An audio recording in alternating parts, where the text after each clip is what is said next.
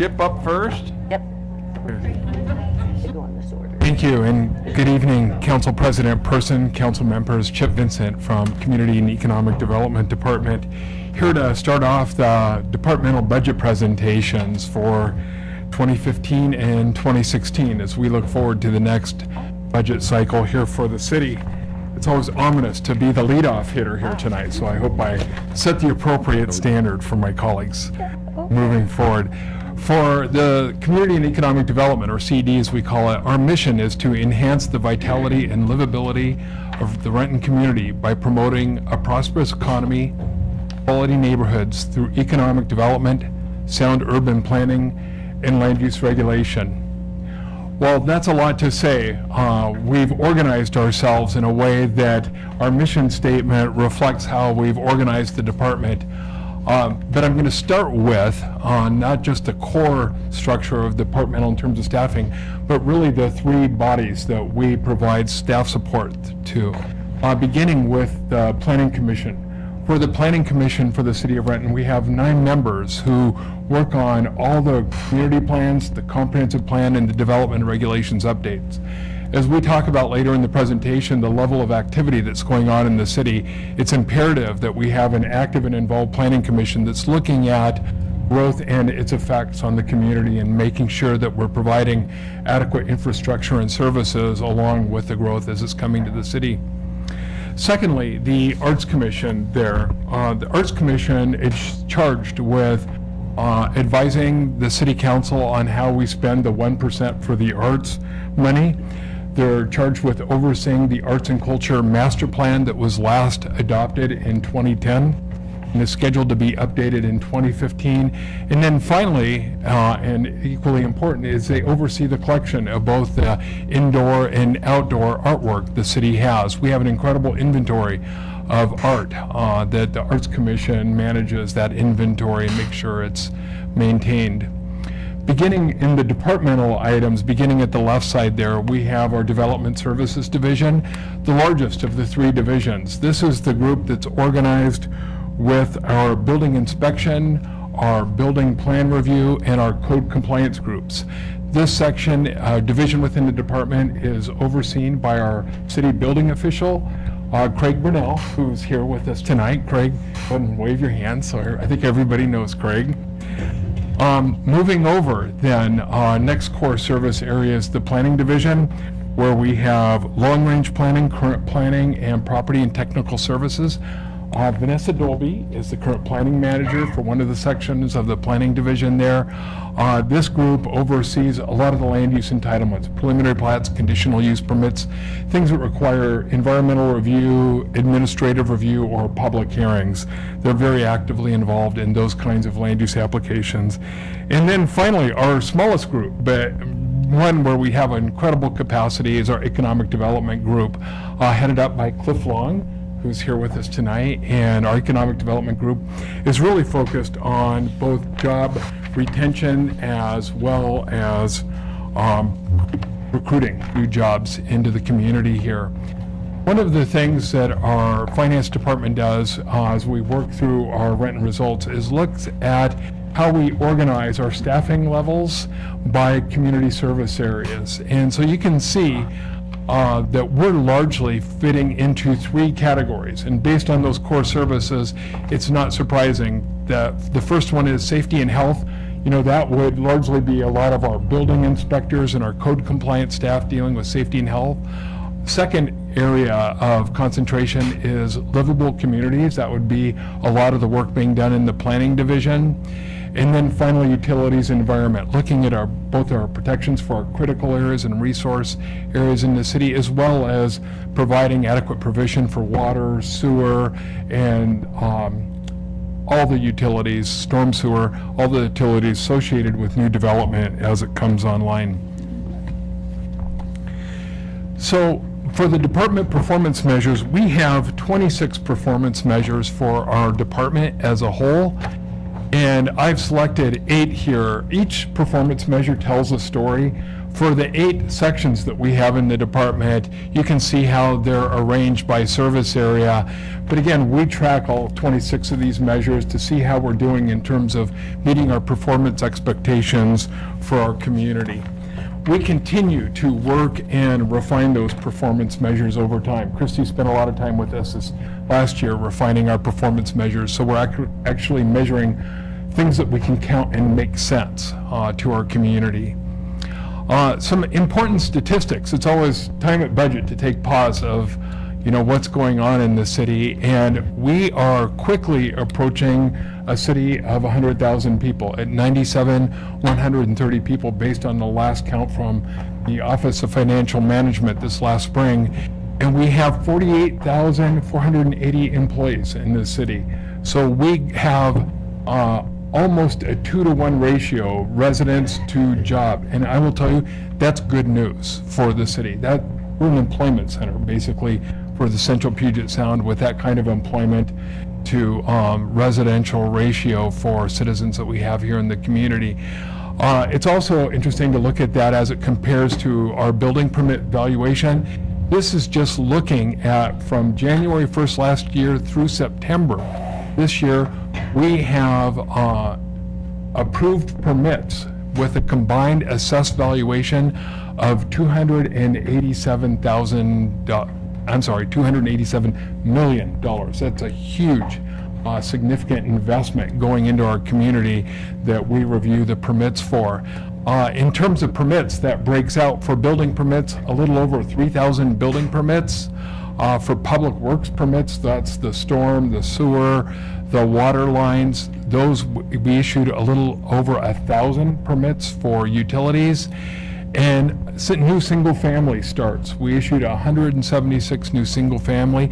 That's running on about 20 new single family building permit applications a month. That's new single family. That does not include remodels. And then finally, our ever vigilant code enforcement staff, they have responded to 679 requests for code enforcement action in the city in the first 9 months of this year. So some pretty impressive numbers moving forward. For our current initiatives and goals in the department, we're very focused on our customer service, providing quality, timely, and accurate information to the public or developers as they want to be part of our community and develop within the community. Part of that customer service is creating a more automated system through InterGov and online planning and permitting. As anyone knows, taking on the job of a new software system is very onerous, but the dividends are great when we get this fully implemented. It will allow for electronic submittal of building permit and planning applications. It'll allow for people to do parallel reviews. So you can have multiple people looking at the same application at more than one time. And it allows us to share any corrections in those building or plan reviews with the customers or the consultants at the same time we're making those corrections or edits to the applications.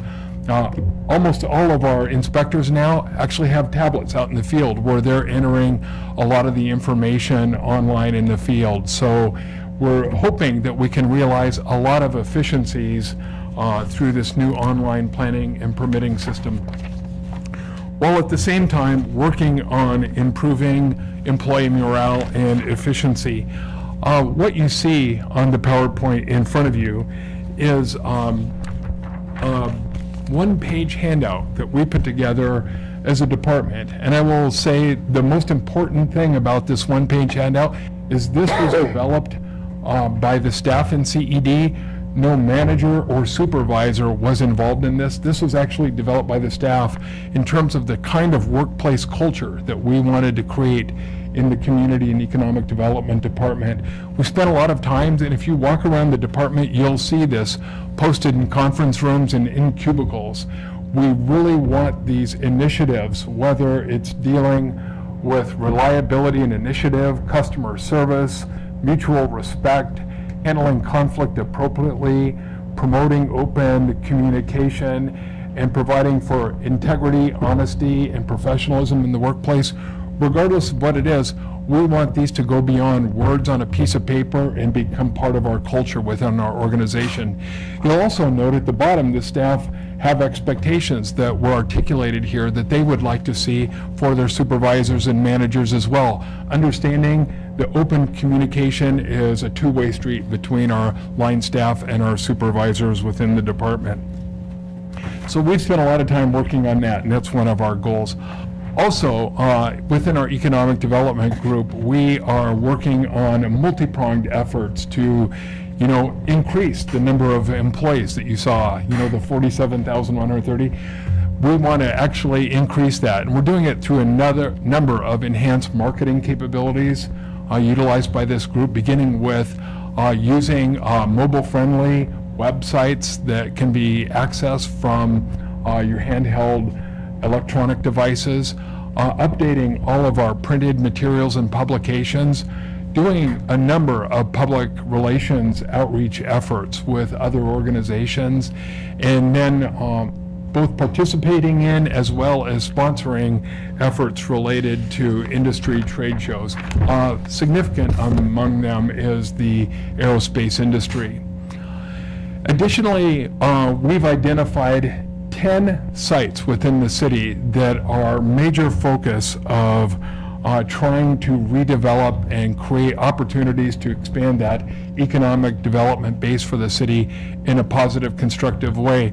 You can see these 10 sites that are outlined on the map, and the next slide, 2 slides, will show a couple of them that you're familiar with. The first one is with Southport Development down on Lake Washington, off Lake Washington Boulevard, 4-star hotel, 350 rooms, and a little over 40,000 square feet of conferencing center associated with it. We had the groundbreaking on this just 2 weeks ago. Mr. Chair, Yes. we just need to complain a wee little bit. We can't read any of this. The text is so small, and even when we bring it up on our iPad and try and enlarge it, the quality of the text is so bad that we can't read it. Just want you to know that PowerPoint? Yeah. the PowerPoint, but even, yeah, Hard copies that I think. We can't Well, read no, the, we we can't- got it. we can't read the hard copies either.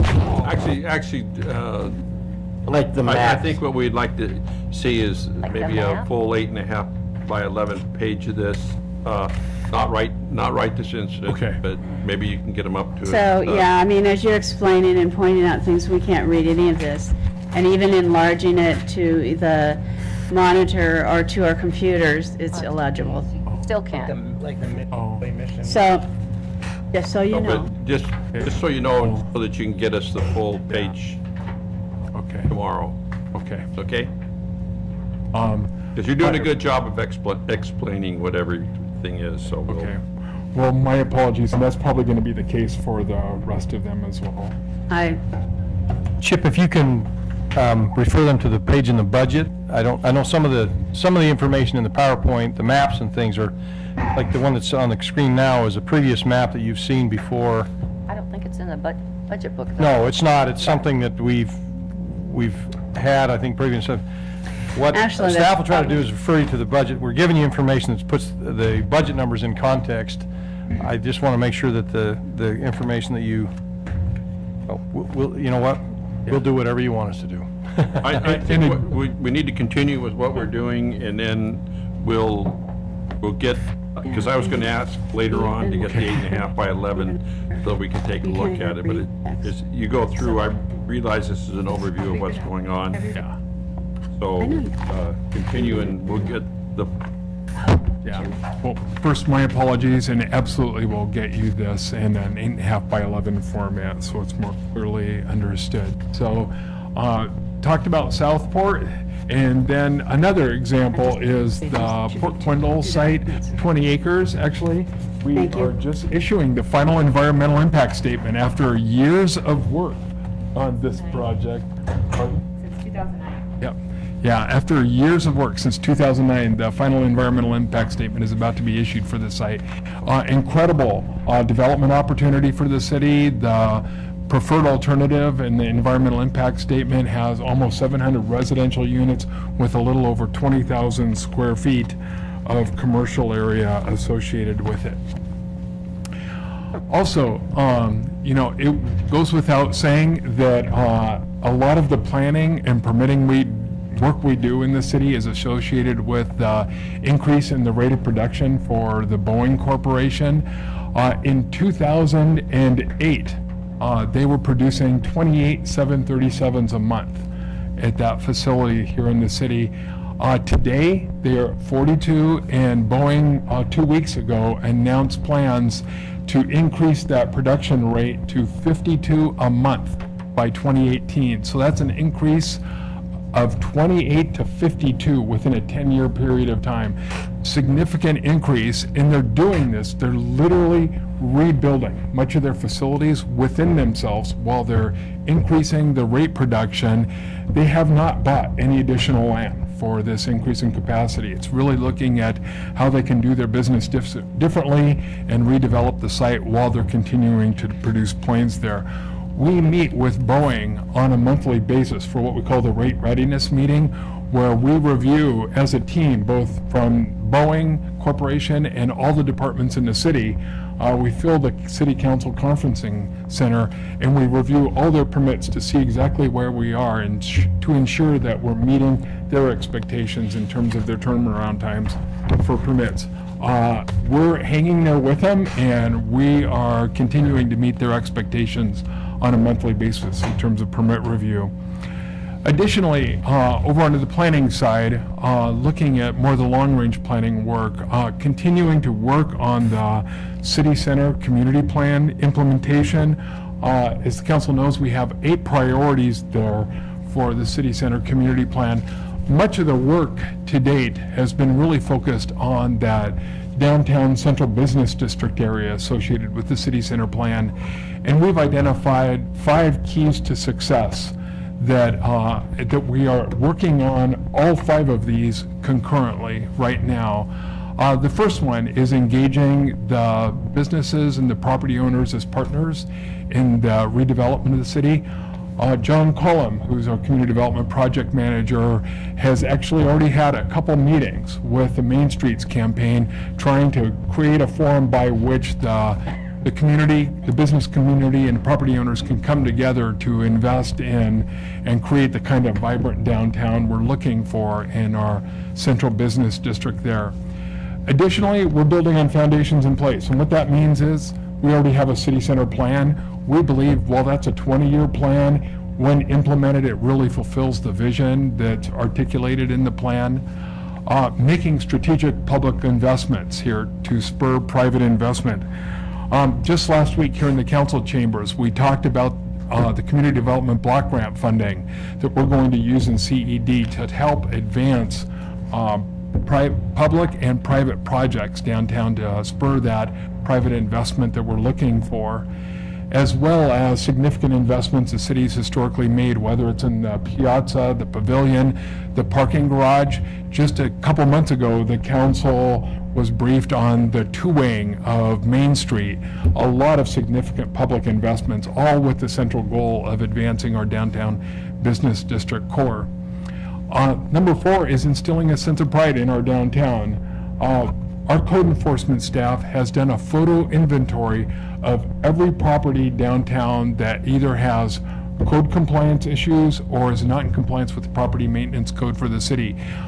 John, again, who is our community development project manager for our downtown area, is working with our code enforcement staff and actively working to bring those properties into compliance with either our code or our property maintenance provisions. So a lot of work being done there. They've actually developed a list.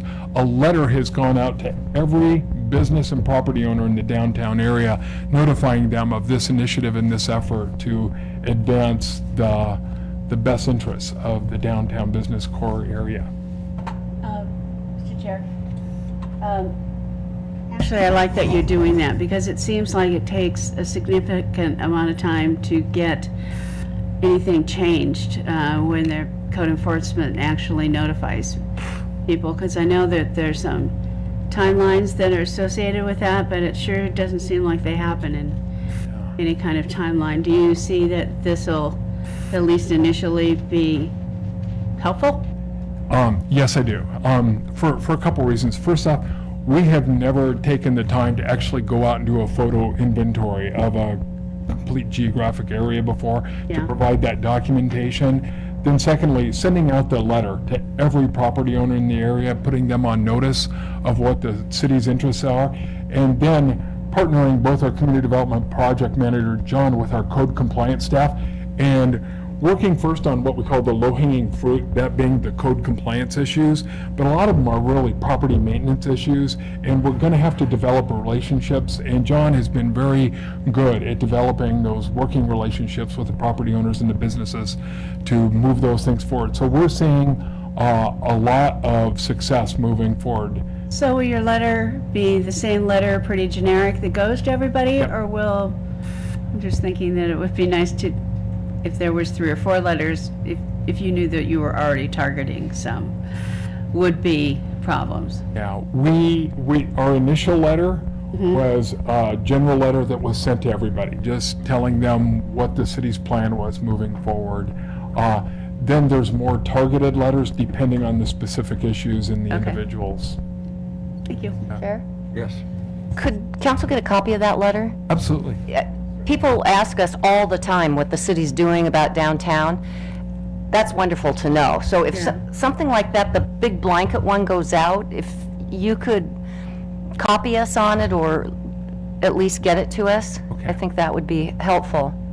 Great. Wouldn't hurt to be in the newspaper either, just to Good point. alert people that Yes, we're that's a good working on it. point. Thank you. And our last finger of our 5-pronged strategy for our downtown area is just supporting the existing businesses, but trying to go out and attract new businesses that would more fully create that opportunity and experience for people to come down and realize all that can be in our downtown business area. So moving up the hill to One more quick little question, and on businesses in general. I feel a lot of times that businesses don't really know what they're actually responsible for, like pulling the weeds in their sidewalks and sweeping in some of those things, and can't understand why the city never comes and does that at their place. So I just wonder if any of this will be educational to alert some of those property owners that they do have responsibilities. And Absolutely. In fact, that's part of the ongoing work going on downtown, is really trying to define really 3 options. What's the responsibility of the chamber as a collection of businesses? What's the responsibility of the city? And then finally, identifying this area in the middle under the Main Streets campaign, where there's an area in the middle where the businesses and the city need to work together. perfect. And then, so moving up the hill, and you're going to hear more about this, but just real briefly, in terms of the Sunset area, as you know, a lot going on here. We're working on the Phase 1 implementation of the Sunset Community Investment Strategy. Right now, for CED, the focus of our work is actually creating a master plan that would go through the public hearing process before the city hearing examiner, that would basically provide the land use entitlements and authorization for a bulk of the work that's going to be done by Colpitts Development, the Renton Housing Authority, our own Community Services Department with respect to the park, as well as KCLS. And so a lot of coordination, trying to get everything packaged together under one permit. So then each entity, when it's time to pull permits, can simply go straight to building permits and not go through the land use entitlement process. Another goal that we have, initiative that's ongoing for the city, is the Benson Hill Community Plan. As you know, this plan was adopted almost this time last fall. And since then, the city has been working with Bruce Anderson, who's the property owner of Cascade Village, trying to identify some kind of opportunity for a public-private partnership, whatever that might look like, to create the community center and gathering space that was identified as one of the key issues in the Benson Hill Community Plan. Additionally, Public Works has had a grant approved to improve 4 blocks on the 116th Avenue corridor with pedestrian connections. That was one of the main issues identified in the community plan, was the lack of pedestrian connections that were safe for pedestrians. And then finally, for anybody, for any council member and anybody listening to this presentation, we're actually soliciting applications for the Benson Hill Community Planning Board right now. So we want to get that plan up and operational, similar to the City Center Community Plan. Filling those spots?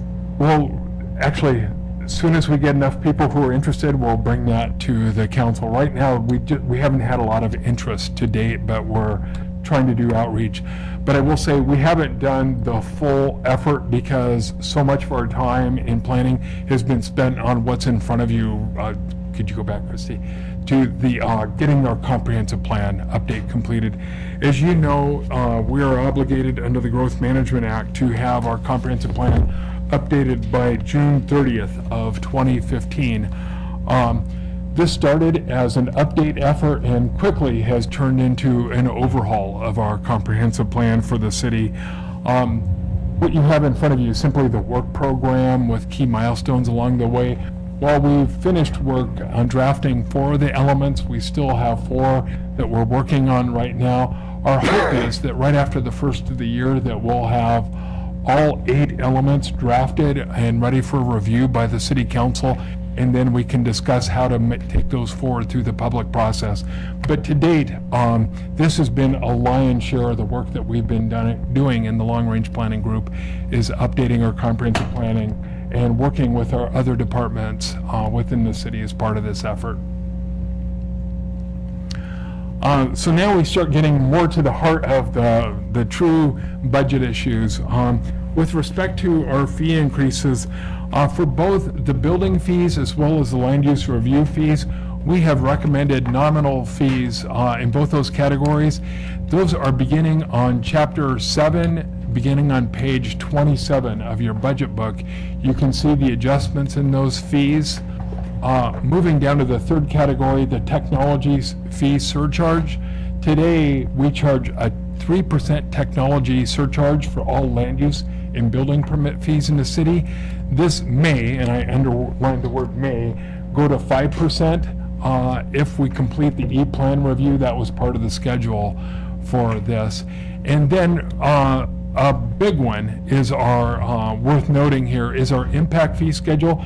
If you remember, almost 3 years ago now, when the City Council adopted our impact fee program, we created a phased-in approach for the impact fees with no impact fee increases the first year of the program. We went up by a third last year, and so in 2015 they'll go up by a third again, in 2016 a third again. So at the end of this budget period that you're considering now, we'll have fully phased in the impact fees for transportation, parks, and fire for those city infrastructure services that we provide. This is, Just a second, Chip. Hey, Chip, back on the impact fees for a second. Yeah. I know when we were talking about this 2 or 3 years ago, I can't remember, there was a lot of discussion about this and the impacts it would have. yeah. Have we heard anything since it's been instituted? There's a lot of gnashing of teeth and crying that had occurred. Yeah, so your Councilmember Prince, you're absolutely right.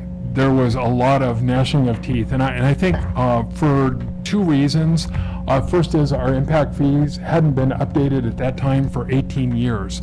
So any increase was going to be significant in the eyes of the development community. If we had just done the cost of construction index and increased it yearly, they would have doubled during that same period of time. So significant adjustment needed to be made. Also, the gnashing of teeth and the concerns expressed by the development community were that we were recommending going from that fee as it was drafted in 1994 to full implementation. But with a 4-year phase-in, I think people had a chance to get used to this fee, and I think that brought the concerns down significantly. So they had a free pass for the first year, and then the first year, this last year for 2014. So we'll see the continued phase in. So I think that was something that the council and the mayor worked on, a phased in approach. So it didn't hit somebody so quickly right out of the starting gate. So there's more advanced notice now of what the fees are going to be going forward. Thanks, Chip. This probably more than any other graph, this really tells you about a lot of what's going on with respect to workload and revenue for the Community and Economic Development Department. It's interesting to note here, as you can in this chart, that we are exceeding our budget by 17% last year, and then this year, for the same time period, we are over 23%. When you look at that red line, that very top, and the green line, which is what we budgeted, you can see that we're anticipating by the end of this budget cycle to be over $900,000 over revenue for our budget. Well, that's a good thing to be over revenue. It's not necessarily in terms of workload. What that tells you is that we have more revenue or more building permit activity than we have staffed for. Where you'd like to see it is where your revenue and your budget are perfectly aligned with each other, because then you know you've sized your organization correctly with the budget you have coming in. So while having revenue is obviously a good thing, you can see some of the challenges that are represented by some of those permit volume numbers I discussed earlier in the presentation here. And the final point of this is the fact that based on this, we are recommending as part of this budget an increase of 2.5 FTEs. One of the FTEs is for limited term development engineering inspector. That's to work on a lot of the review and inspection for the public works projects that we have ongoing in the city. That's why it's limited term. A lot of these these transportation projects are grant funded, so we don't want to hire a full-time position unless we know we're actually going to have that body of work. So that's why one of those FTEs is a And then limited Terry term. had a question. Actually, I was curious about what the restrictions were on these funds and how you're going to be able to use them for the best use. And so you said that primarily they're grant funding, Yeah. and so, which does restrict what we can. Yeah, for the public works projects, they're absolutely tied to specific projects that Public Works has applied for grants for. So the limited term inspector is just to make sure that's being done in the fashion it was. Okay, so designed. this is a list of projects that we already have listed, so it doesn't really allow us to sneak in something else that might be more valuable or. Not for this. This is just, Okay. one of these 2.5 FTEs is just to do the inspections for some grants Okay. for transportation, You'd larger have- transportation. You'd have the opportunity to review the projects when we do our annual updates to our elements of the comp plan, the utilities element, transportation element, Right, capital facilities element. yeah. Okay, thank you. The second FTE is for an assistant planner, an entry-level position in the department to help out at our customer service area and help with the single-family residential building permit review. And then the final half an FTE is to help with administrative support in our development engineering work group in the department. So that's the 2.5 FTEs, an explanation for how those will be utilized throughout the department. Additionally, you'll see there that we have recommended an increase of $80,000 in our professional services for structural plan review for a number of the projects, really big projects that we have coming into the city, largely the Boeing projects. We actually send those out for structural review, and then we recoup those costs as part of the building permit review. But we need to have that line item that more accurately reflects the cost of outsourcing that kind of structural plan review for some of the larger projects that we have in the city. Another example will be the Southport Hotel. That's the kind of structure that we would outsource the structural plan review for.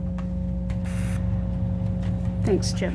So as always, as we look at this balancing between the ongoing work we have and the budget we have to perform that work, we're always looking at our service sustainability.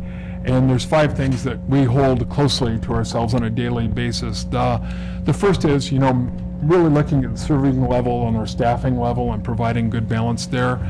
The challenge for us right now with transitioning to an online permit and planning system are fostering our interdepartmental teamwork. CED, more than ever, does not work in a vacuum. We are facilitators and coordinators with other departments, working very closely with other departments within the city, working on identifying future community planning efforts as we finish up the comprehensive plan work that we're going to do next year. What community planning initiatives do we want to take on? And then finally, looking at city and intergovernmental funding for infrastructure and community needs is something that we're always aware of and dealing with on a daily basis. Mr. Chair? Yes. So the logistics of getting these in-house over the computer system, are they specifically, I can't say that, going to one department first and then sent out? Are they, oh, you're not in your head yet, so you're not like sending it out to everybody to review? You're starting with, Yeah. We looked at how we can make this more efficient, and we believe it's still more efficient for CED to be the clearinghouse and for the comments to go out to other departments. The real difference this makes is it happens almost instantaneously, and the comments come back to CED, but we will continue to be the clearinghouse for land use and building permits. okay, so you're keeping it for some time and doing your initial review on it, and then when it goes out, then you're already anticipating what some of those comments might be, and you're getting them and working those through? Yes, I mean, if they need to be worked through, but we, under this electronic system, we can share the information with other commenting departments almost immediately. Okay. So, so if it's delayed, it starts with you? Yeah, Okay. yeah. Because if there's a delay, it starts with us and it finishes with us. Right. Because sometimes what we'll do is, we'll be the department that goes and bird dogs a permit. If we haven't gotten a review completed by another department, or frankly, an outside agency like DOE, that's our job, to bird dog those other agencies to get the comments completed. And so who's actually setting the timing for the reviews? Because I hear that they change a lot. CED does. Okay, so you're going to look at it for how much time before you determine that? Well, we're not looking at changing our timelines in terms Okay. of review. We still have performance measures related to all of our different types of permits, whether it's land use or building Okay. permits, and we're not suggesting changing those. We do believe, though, that there are efficiencies that can be realized from online permitting that will allow us to move more quickly in Okay, the so you're process. status quo right now and just see how it works. And anything you're hearing in terms of review times, that goes back to that graph I was showing you, the volume of activity Right. compared to our staffing level. Right. But again, we're not correcting in terms of staffing up. We believe that moving to more automated system is the answer. I just hear things like, oh, my permit's going to take 3 weeks, and 6 or 8 weeks later, it's not done yet. So, how you deal with that and keep people notified and happy while that happens, it's just important, so. Well, I would encourage anybody who's, including council members, who's hearing those things, to share that information with us so we can get on it, find out if there's a situation or anomaly that can be fixed. And at the very least, an explanation for what's going on, because that shouldn't be the case. That's unacceptable. Okay, thank you. So, I'll just add, that's, again, one of the reasons we're asking for additional positions is to address issues of backlog. Absolutely, yeah.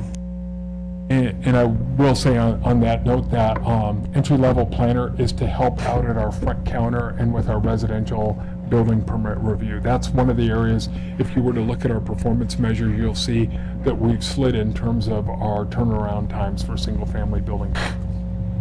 So that concerns me a little bit when you have an entry-level planner at that department, because they get asked a lot of questions. Is there always backup people there to help them answer those questions? Yeah. In fact, we have a senior planner out at our front counter who's working with that person. Okay, perfect. Okay, so really quickly, the multi-departmental downtown investments, this is for all the departments, and we just thought it would be important for you to be able to see in our capital improvement program how these different investments in the CIP are being organized based on geography. Excuse me for just 1 second, Chip. As far as this particular slide on capital improvement, the council has spent quite a bit of time reviewing all these projects already, so this is, so and- people know that we've already had our input into this. And I'm not all going that to go through that. information is- You can see both sides, slides, but it's interesting to see them grouped by geographic area. And I will just end with asking you if you have any questions. Go with back, that just- picture of our department. I do want to note the gentleman in the front row with the Dallas Cowboys t-shirt, Oh. he will be dealt with appropriately. You're not going to put that was in a funny real until budget the book, game right? yesterday. Till yesterday. Yeah. Okay, are there any other questions? Okay, thank you so Seeing none? much. Good job. Thank you very much.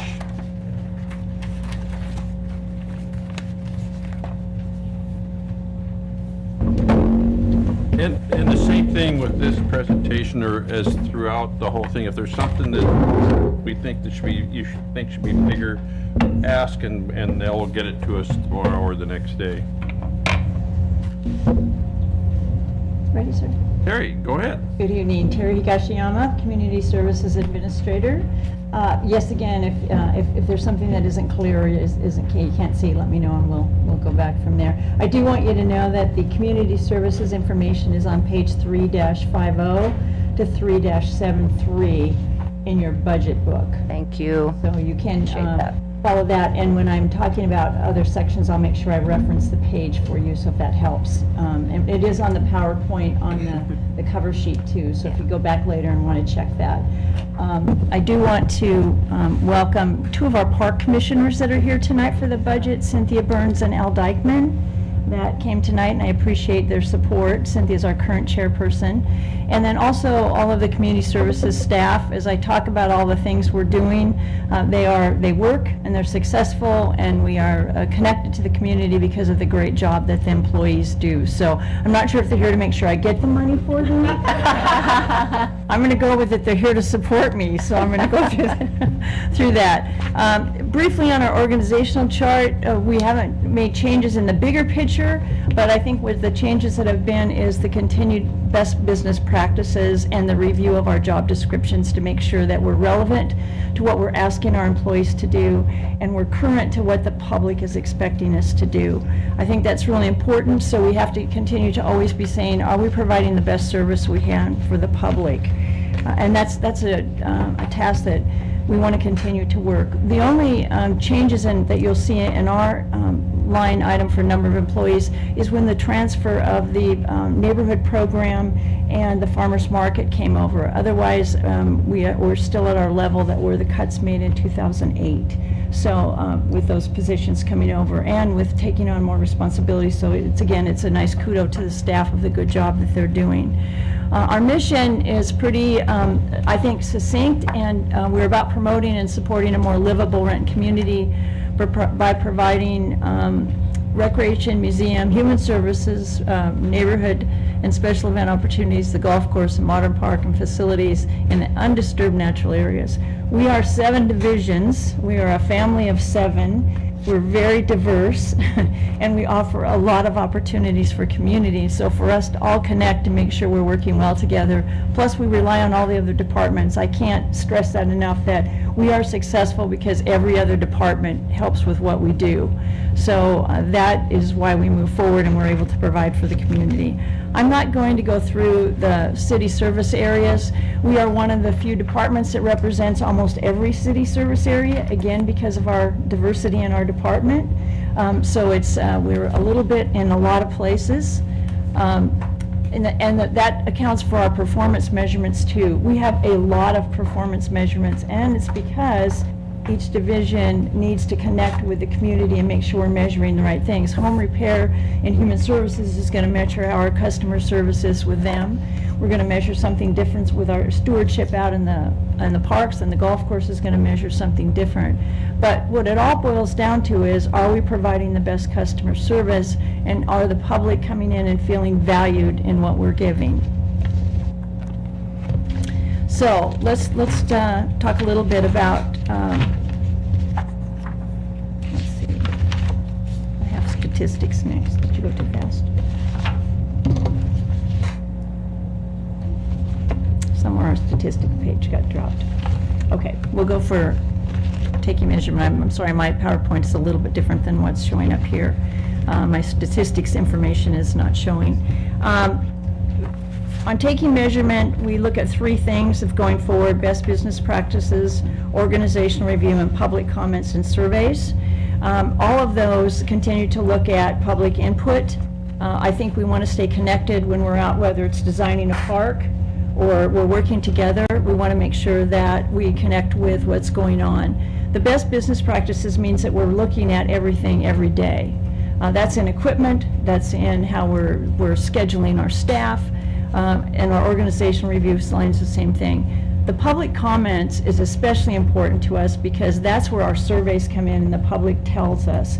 Now, we could take those surveys and just take them and say, well, that's great, but what we do is we take those surveys and we look at them and we implement what people tell us, because that's how we get better at what we do and we provide the services. The public is using it, them telling us what to do is really what works. Mr. Chair? And I'm missing a whole bunch of pages. On the graph that department performance measures, Terry? Yes, department performance measures, this one? yeah, I'm missing, some of our pages aren't popping up here for some reason. You want to use this one? I have mine. You know what, here's, You know what, I'm just going to use this one. They're not showing up on the graph or on the overhead for some reason. Thank you. Okay. If I can go back, I'll do statistics. Okay. Which got I apologize. Something's No, that's just okay. not going through there. So on statistics, let me just start. We have 1,213 acres of parks. We have 839,304 square feet of facilities to take care of, and 12.75 miles of trails. We did add on our parks and natural areas this year, that the last 2 years, we've added the Tiffany Park connector, which you approved. And then, of course, we've had two parts of the May Creek that got added on, one that we got through grants, and the other one that was a donation of 2.5 acres. So that continues to help our May Creek corridor connect and go through from there. It's really important that we have that. The other thing we like to celebrate is the number of volunteer hours that go on. We're at 27,518 volunteer hours. That's pretty remarkable in itself. That tells you what kind of community we have. That includes everything from our boards and commissions to all of those people that volunteer on our day of caring and service, and all of the other things that go on our special events, the senior center, the trails, our youth sports we couldn't have without all the coaches that help and volunteer. So all the things that happen in community services could not happen without the volunteers that we have. We raised over $20,000 for our Gift to Play for scholarships. That's tells you again about our community. That gave over 300 scholarships to both youth and adults to be able to participate and take swim lessons and take classes, and we continue to get that money out the door as fast as it comes in, so the public has been very generous with us. And our numbers for the Aquatic Center this summer were phenomenal. We were already almost at 70,000 people. Now, I know that doesn't surprise you with the weather we had this summer. In 2012, we were at 65,560. In 2013, we were at 65,923. And so if you look at the 69,559 for this year, that's pretty remarkable for getting people in and getting them swimming. That doesn't account for all the people using the beaches, both Kennydale and Coulon, where we added a life jacket program this summer, which was very successful. So busy, and we're providing, hopefully, for all those experiences that people continue to enjoy. The goals I want to just point out, we worked really hard in 2013 as a team to say, how are we working as a team? So we said we would look at supporting each employee so they feel valued and respected in the workplace. We would address problems in a quick, effective, and fair manner. Retreats, we would do retreats with each one of the divisions to make sure everyone felt connected to what's going on in the city, and we did a lot of budget education, Budget 101, so people understood how we worked and how the dollars were spent. We're really using Halogen, the new performance management tool, to better communicate at all levels in our organization. We feel that tool is very important, and it helps all of us connect better. We really are analyzing our customer surveys, and then we really wanted to get back to getting training to some of our staff. We cut all of our training, in which everyone did, but we really focused on getting people back to raise their educational, both professionally and personally, to do better in their workplace, which I think is important. Mr. Chair, Terry? Yes. on your training, how far down the totem pole is that going?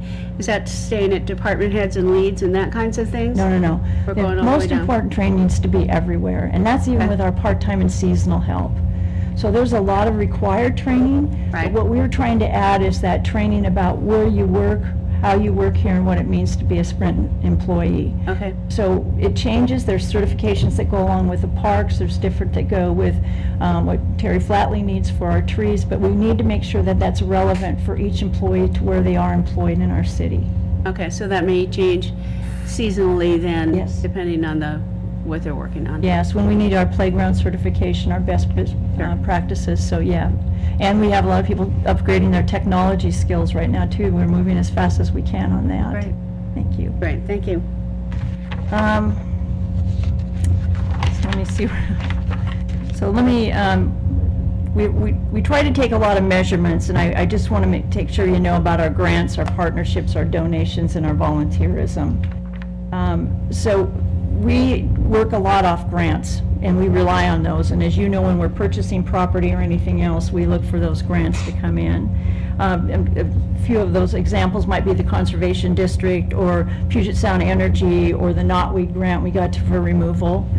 So we want to make sure we're continuing to look at that. Our partnerships, I can just say Meadowcrest Playground, and you guys would all know what a partnership is and how many people we work with, but there's lots of others like For Culture and the Piazza Group and the school district and all the boards and commissions and the people that put their time in to make sure we have partnerships and we're connected. There's donations like CVC Pharmacy that just gave us the $10,000 for the community garden up in North Highlands. And then there's Panera Bread that donates all their leftover bread to the senior center, and Land of Frost that gives $12,000 for youth sports.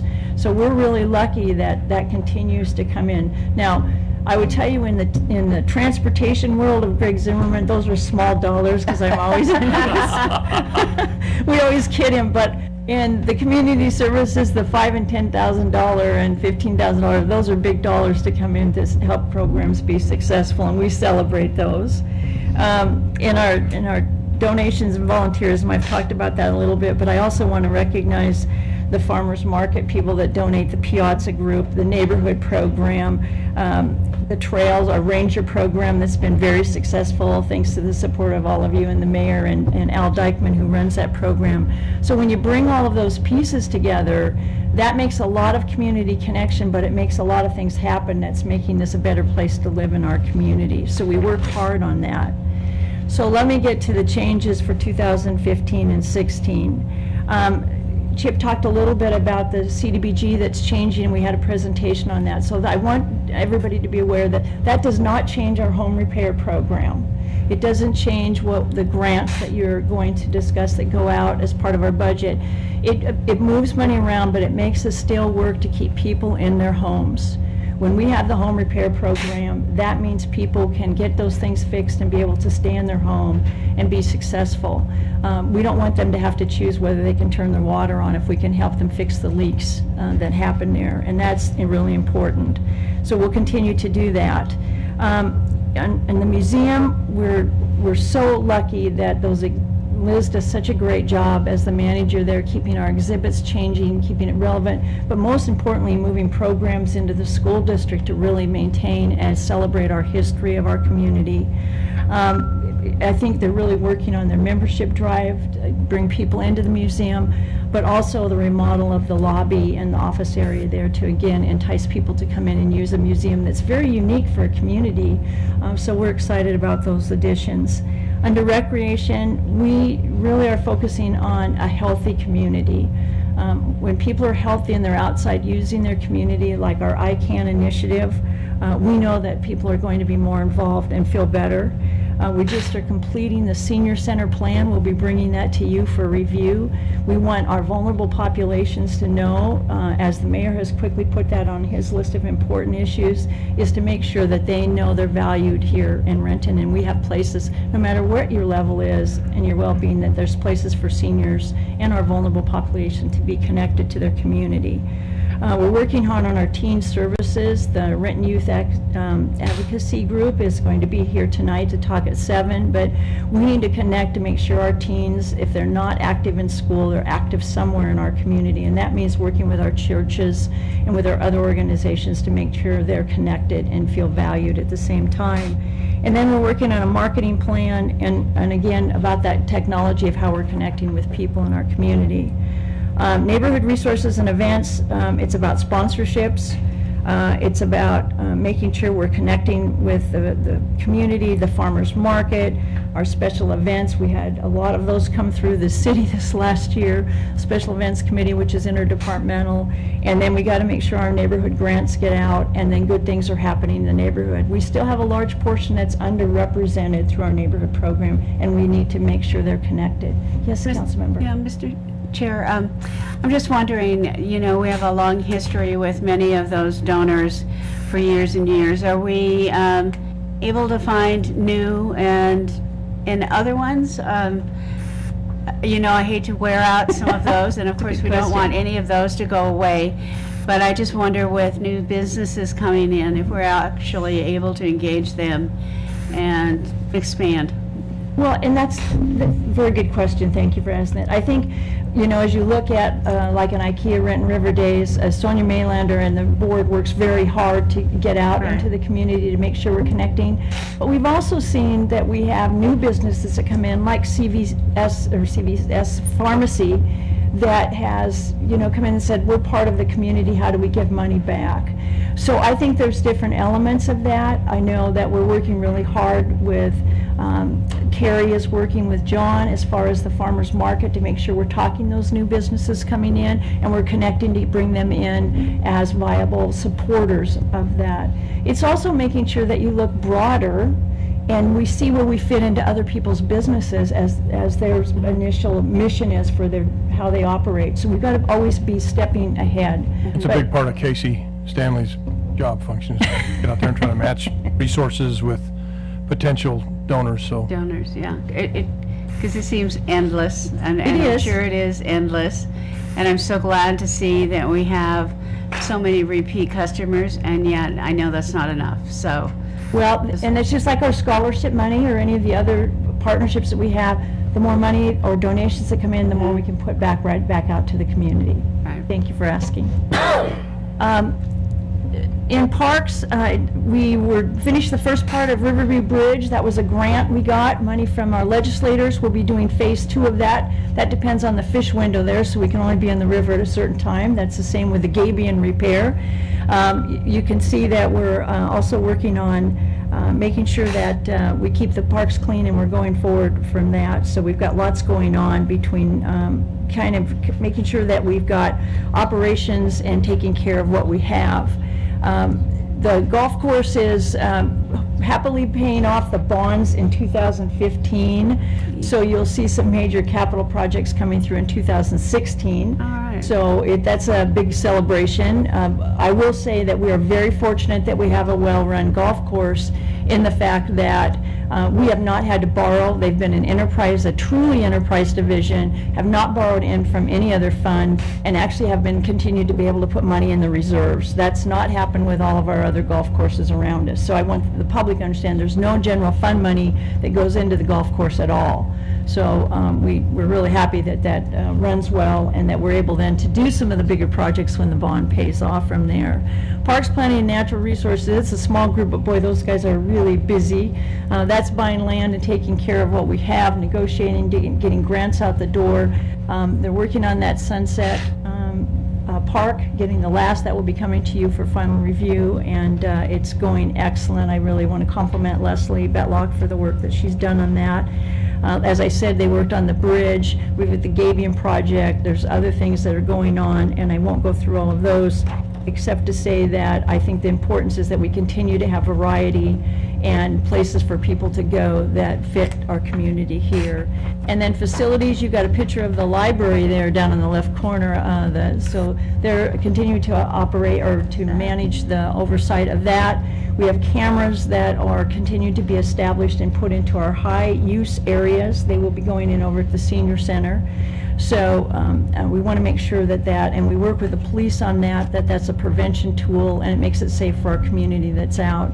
So we'll also be working through that area to make sure that gets done. Councilmember President Person mentioned the Capitol. I did put the pages there for you. They're 5-7 to 5-59. The golf course is 5-114 and 5-115. I just listed the bigger projects that are going on. I want the public to know that Coulon is going to be disrupted next year, so I've tried to highlight that because we'll be doing some things down there. But there's lots of things that are going on. We're replacing a roof at the 200 Mill building that was originally a 1968 roof, so we're finally repairing that roof. But it does give you a sense of just the bigger projects, along with the major maintenance that you have told us and the public has told us to make sure we take care of the assets we have, and we're going to focus on that. So on fee increases, I just want to go over the golf course. The team does a great job of analyzing, and this is on page 7-22 where all the fees are in the back. We do look at our fees in all areas every year. We offset, so we never are raising fees. We don't let things sit for a long time and then increase them, because we want to stay comparative to the community. The golf course really works to make sure that we're competitive with what's around, but I think we're also a better golf course and it works well.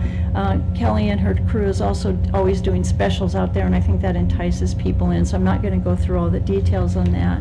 The other fee increase we have is recreation. There are a lot of other recreation fees that are in your book. I didn't put those on, but I do bring the aquatics always up to you.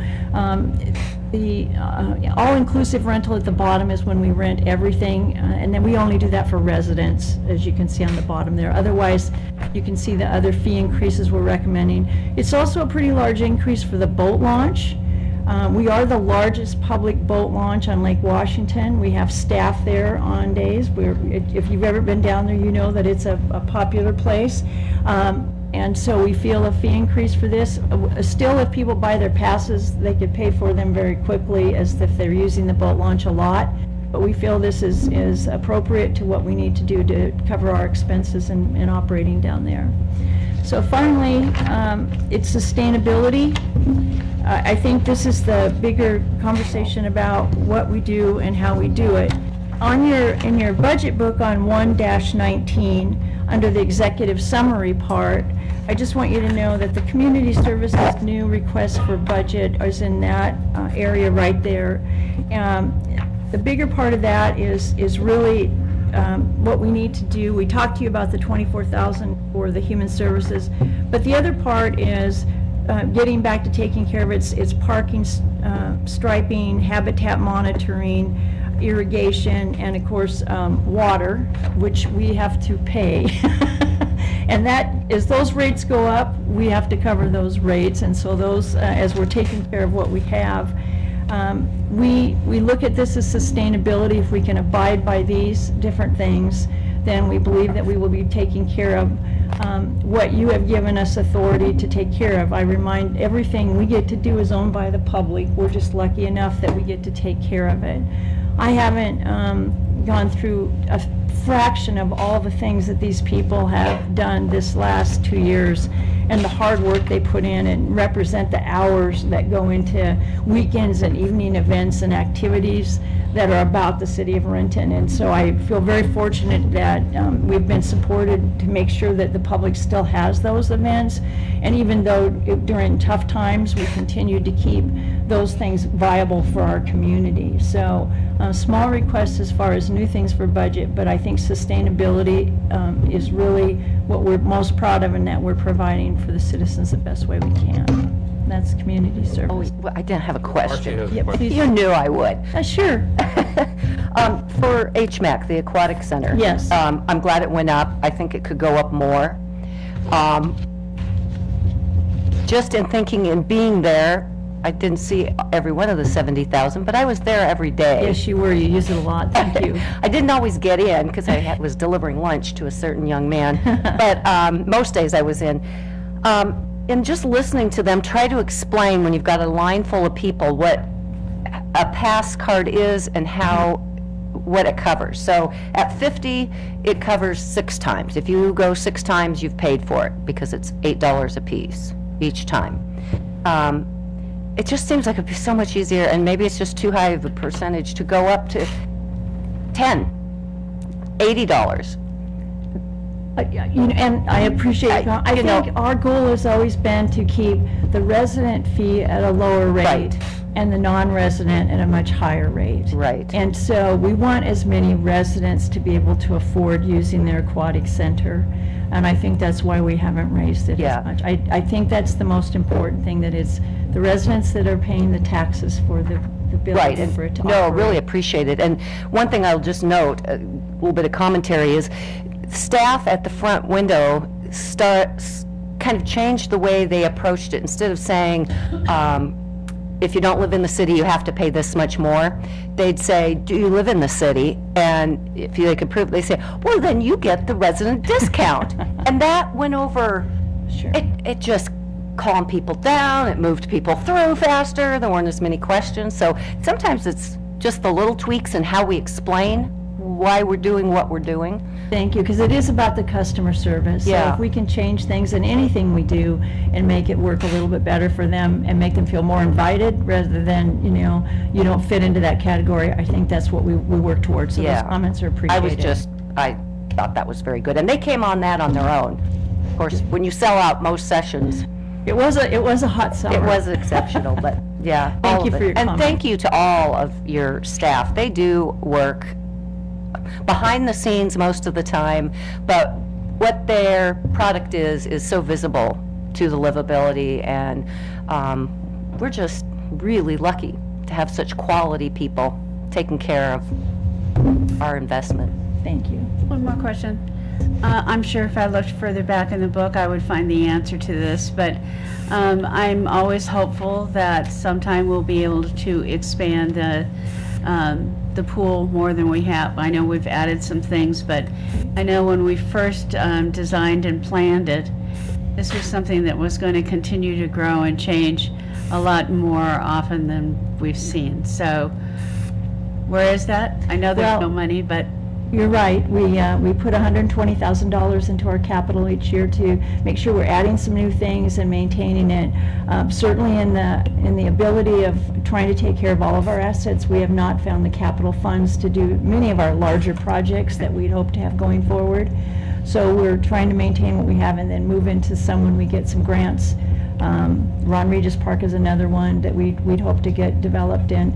So This is the Councilor first Brewer? year since 2008 we're actually able to consider doing anything other than try to fix the worst of our maintenance problems. So I think as we continue on, if the economy continues, we can begin to look at how we might be able to actually enhance and expand. But just a reminder, again, we were just trying to stay afloat the last 6 years, and finally now as we're recovering, we can begin to look at capital. So if So as you're Terry get- said, we basically suspended efforts to try to improve and enhance. So it was all about just trying to maintain. So if you're in a generous mood, write a check to the city and let's get some of these things done. Very kind of you, I appreciate that. We'll always take donations for all sorts of things. Any other questions, sir? Any other questions? Seeing none? Thank you. Thank you Fire, very is that- much. Thanks. Then I have a question for the council. Do you want to take a 10-minute break? We'll take a 10-minute break and we'll be back here no later than 25 after. Because see all these people out there waiting to Talk to us.